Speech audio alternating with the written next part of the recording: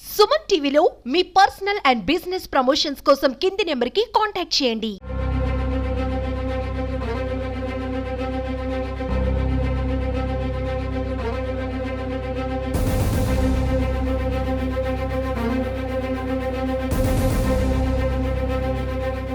సాధారణంగా వరదలొచ్చాయంటే కేవలం కృష్ణానది పరివాహక ప్రాంతాలే ముంపుకు గురవ్వడం, వరద నీటిలో చిక్కుకోవడం, వాళ్ళు బాధితులుగా మారడం మనకి ఇప్పటి వరకు కూడా చాలా మందికి తెలిసిన విషయం అదే. కృష్ణానది వరదలు అంటే వరద నీటిలో చిక్కుకున్నారు అంటే కేవలం కృష్ణానది వాటర్ వల్లే అనుకుంటారు.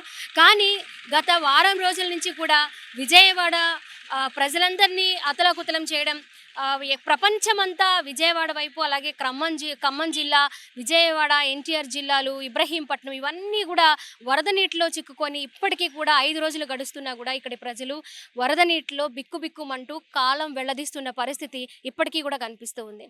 ఈ ఇన్సిడెంట్ జరిగి మనకి 5 రోజులు కావస్తుంది. 5 రోజులు అయినప్పటికీ కూడా ఎంతో మంది ప్రజలు, ఎన్నో గ్రామాలు వరద నీటిలో చిక్కుకొని అతలాకుతలం అవుతున్నాయి. వాళ్ళందరికీ కూడా ఆహారం, అలాగే మందులు, వాటర్ బాటిల్స్ ఇలా రకరకాలుగా ప్రభుత్వము, ఇతర స్వచ్ఛంద సంస్థలు ముందుకొచ్చి సప్లై చేస్తున్నప్పటికీ కూడా కొంతమందికి అక్కడెక్కడ లోపల దాకా వెళ్ళలేకపోతున్న నేపథ్యంలో కొన్ని అవకతవకలు అయితే జరుగుతూ ఉన్నాయి. ఈ నేపథ్యంలో మనం ముందుగా మాట్లాడుకోవాల్సిన విషయం ఏంటంటే బుడమేరు. మనం ప్రస్తుతం వైఎస్ఆర్ కాలనీకి సంబంధించిన బుడమేరు కట్ట దగ్గర ఉన్నాము. ఈ కట్టని గతంలో 2005లో కూడా ఈ బుడమేరు పొంగి కొన్ని ఇళ్ళు అయితే జలమయమైన పరిస్థితి కనిపించింది. అప్పట్లో 2008లో కూడా ఒకసారి అలాగే బుడమేరు వాగు పొంగడము, ఇక్కడి ప్రజలు వరద నీటిలో కొన్ని రోజుల తరబడి చిక్కుకోవడము, కొన్ని ఇబ్బందులు పడడం కూడా మనం గతంలో చూసుకోవచ్చు. మొత్తంగా ఈ బుడమేరు వాగు కేవలం బుడమేరు వాగే ఇంత ప్రళయాన్ని సృష్టించిందా అంటే ఖచ్చితంగా 200% అవుననే చెప్పాలి. ఎన్నో గ్రామాలు కన్ను మూసి తెరిచే లోపుగా మొత్తం వాటర్ అంతా నిండిపోవడం, జలమయం అయిపోవడం. విజయవాడ ఆల్మోస్ట్ సగమంతా, విజయవాడ ప్రాంతం అంతా జలమయం అయిపోయింది. నీటిలో ఎన్నో కుటుంబాలు, ఎంతో మంది నీళ్ళలోనే ఉన్న పరిస్థితి. ఇప్పుడు కొంతవరకు సర్దుమణుగుతుంది.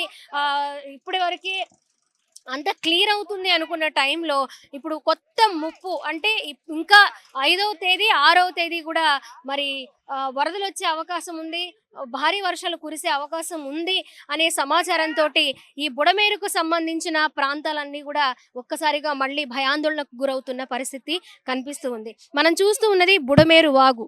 ఇక్కడ చూసుకోవచ్చు, ఇది పొంగి అంటే దీన్ని ఎక్కడా కట్టడి చేయడానికి ఏ రకంగానూ కూడా చేయలేని పరిస్థితి అనమాట. అటు ఖమ్మం నుంచి కూడా ఈ బుడమేరు వాగుకి ఇంకా ఉపవాగులు కూడా ఉండడం, ఎటు నుంచి ఎటువైపు వరద వస్తుంది అనేది కూడా అధికారులు కూడా అంచనా వేయలేని పరిస్థితి. సో ఈ నేపథ్యంలో ఎవరు అంచనాలకి చిక్కని విధంగా విజయవాడ మొత్తము కూడా నీట మునిగింది.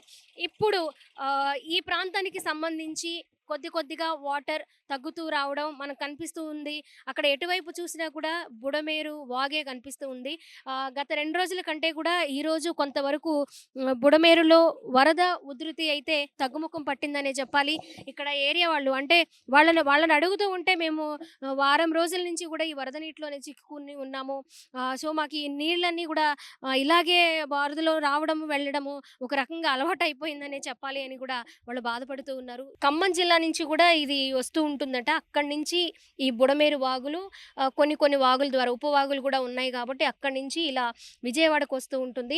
కేవలం విజయవాడలో బుడమేరు ఎక్కడ ఉంది అనేది కూడా చాలా మందికి తెలియకపోవచ్చు. ఇప్పుడు ఎవరి నోట విన్నా, ఎవరి చూపైనా కూడా ఈ బుడమేరు వాగు మీదే కనిపిస్తూ ఉంది. ఇక నుంచి వీటికి గతంలో 2005లో అప్పటి ముఖ్యమంత్రి వైఎస్ రాజశేఖర్ రెడ్డి గారు కూడా స్వయంగా వచ్చి సందర్శించడం, ఇక్కడ ప్రాంత బాధితులతో మాట్లాడడము, వాళ్ళ విన్నపాలు తీసుకోవడం కూడా జరిగింది. అప్పట్లో దీనికి రిటైనింగ్ వాల్ ఏర్పాటు చేయాలి, రిటైనింగ్ వాల్ ఏర్పాటు చేస్తే కొంతవరకు ఇబ్బంది పడే అవకాశం ఉండదు అనేది కూడా అప్పట్లో ప్లాన్ చేశారు. కానీ కొన్ని అవరోధాల కారణంగా, కొన్ని ఇబ్బందుల కారణంగా ఆ రిటైనింగ్ వాల్ కూడా నిర్మించలేని పరిస్థితి. మరి ఇప్పుడు ఏదైతే ఉందో కొన్ని లక్షల మంది, దగ్గర 4,50,000 మంది వరద ముంపుకు గురయ్యి చాలా మంది కూడా ప్రాణాలు కోల్పోయిన పరిస్థితి.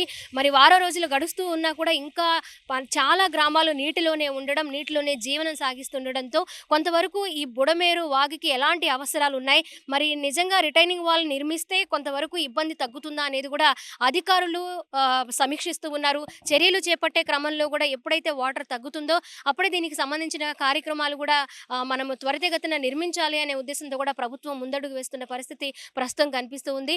మరి బుడమేరుకి అటువైపు అంటే ఏదైతే చిట్టినగర్ కావచ్చు, అలాగే సితారా సెంటర్ కావచ్చు, కబేళా సెంటర్ కావచ్చు, అవన్నీ కూడా పూర్తిగా నీట మునిగాయి. ఇప్పటికి కూడా సగం వరకు నీళ్లు ఉన్నాయి.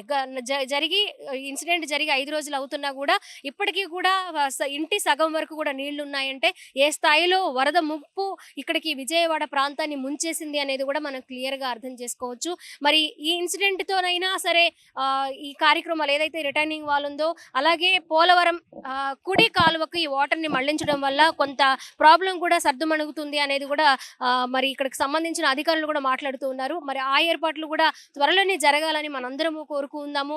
అలాగే విజయవాడ వాసులందరూ కూడా ఏదైతే వరద ముంపుకు గురై ఉన్నారో వాళ్ళందరూ కూడా క్షేమంగా ఉండాలని, అలాగే త్వరితగతిన వాళ్ళు పునరావాస కేంద్రాలకు చేరుకోవడం, ఎలాంటి ప్రాబ్లమ్స్ మళ్ళీ వాళ్ళకి పునరావృతం కాకుండా ఉండాలని కూడా కోరుకోవడం తప్పించి ఏమీ చేయలేని పరిస్థితి. అలాగే మనుషులతో పాటు మూగ జీవాలు కూడా ఈ ఏదైతే బుడమేరు వాగు పొంగి కృష్ణా నదిలో అలాగే బుడమేరులో కూడా ఎన్నో మూగజీవాలు కొట్టుకుపోవడం, అలాగే ప్రాణాలు కోల్పోవడం కూడా జరిగింది. దగ్గర 150 మూగజీవాలు వరదకు కొట్టుకోవడం అనేది ప్రస్తుతం మనం చూస్తూ ఉన్న పరిస్థితి. ఇలా ఎంతో మంది వరద నీటికి అతలాకుతలమైన పరిస్థితి ప్రస్తుతం ఏపీలో కనిపిస్తుంది, ముఖ్యంగా విజయవాడలో కనిపిస్తుంది. కెమెరా పర్సన్ కృష్ణతో స్వాతి, సుమన్ టీవీ, విజయవాడ బుడమేరు వాగు నుంచి.